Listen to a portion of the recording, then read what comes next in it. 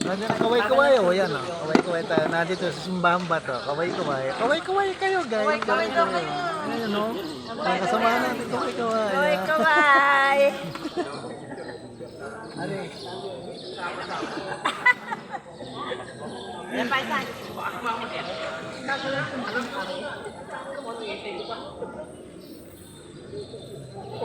Ando noon tumbler. Si pare, oh.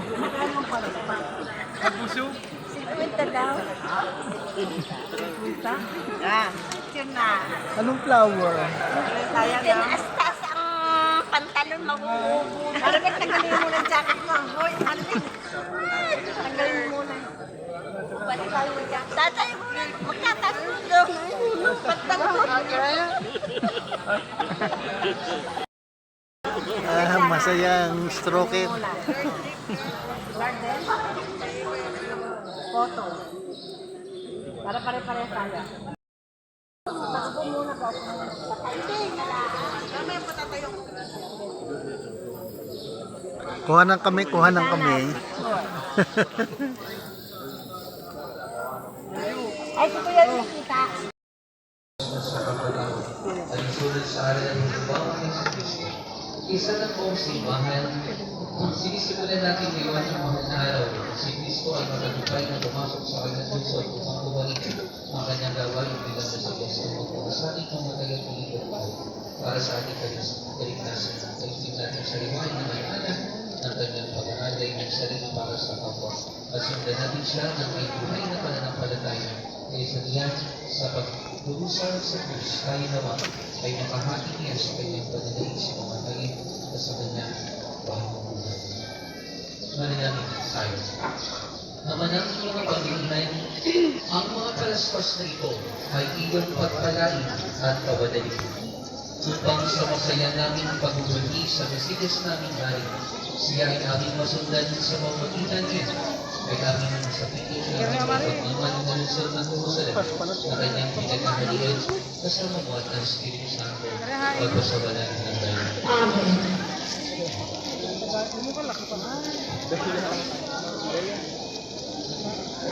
Biki. Biki. Ugain.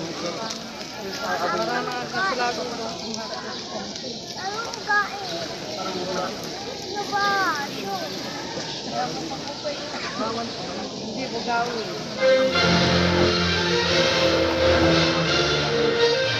Kami ang mali kami.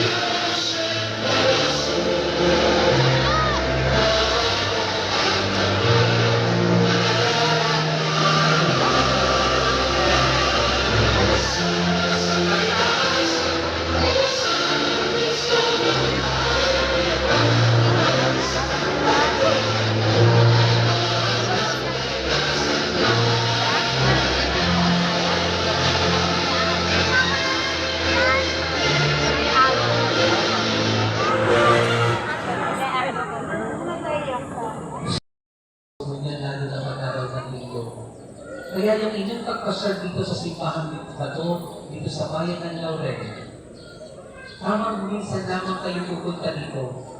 Pero doon sa inyong lugar, kung kayo nagtagasaan, mag-araw ng linggo doon sa inyong parokya, linggo-linggo ay may misa. Maging tapat at alagaan ninyo ang inyong pagsimba. Dahil ang pag-aalaga at pagiging matapat sa pagsimba ay pagpapakita ng pagtanggap kay Jesus. Yan mo yung nawawala sa ating minsan eh. Kasal tayo ng kasal sa kung saan. Hindi naman masama. Pero sana we have time for Jesus. Most especially during Sunday and holidays of obligation. para siya ay ating matanggap, hindi lamang sa pamamagitan ng ating dasal, kundi matanggap siya, matanggap ang kanyang katawan at dugo sa banal na misa. Takaw na takaw mong kumain, takaw na takaw mong uminom. Diba? Pero bakit? Pagdating na sa katawan ni Jesus, pag-araw ng linggo, ayaw natin. Ipinagpapalit sa ibang bagay o sa ibang gawain.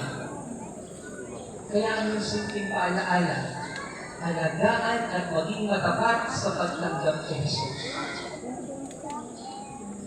Ang masakit na nangyari sa mabuting balita ay ito. Si Jesus ay tinanggap ng mga tao. Welcome, Jesus! Naroon ang pagtanggap kay Jesus. Pero kung masama na ang iyong ipinapakita sa iyong sarili, sa iyong asawa, sa iyong magulang, sa iyong mga anak, at sa iyong kapwa o ang iyong tinatrabaho, ay hindi maganda. Baka tayo rin yung mga taong tumanggap kay Jesus, pero tayo rin pala ang magpapapahod at magpapahirap sa Kanya.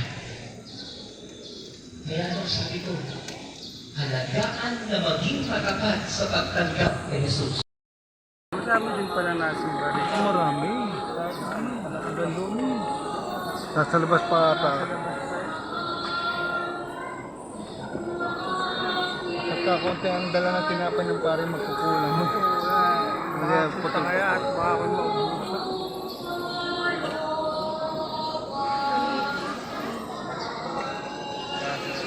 Punta na ang Punta nito. Ako hindi, kaya hindi na ako ngumunyon. Hindi ako nagpupunta. Hindi pa rin nakakasimba. Ay, hindi ako talaga na... Hindi talaga ako. Nung makangungumunyon.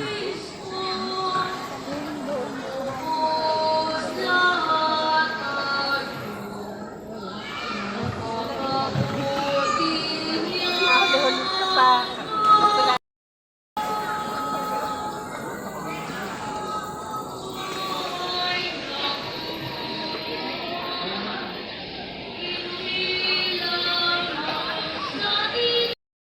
Maraming salamat. Tapos na misa guys.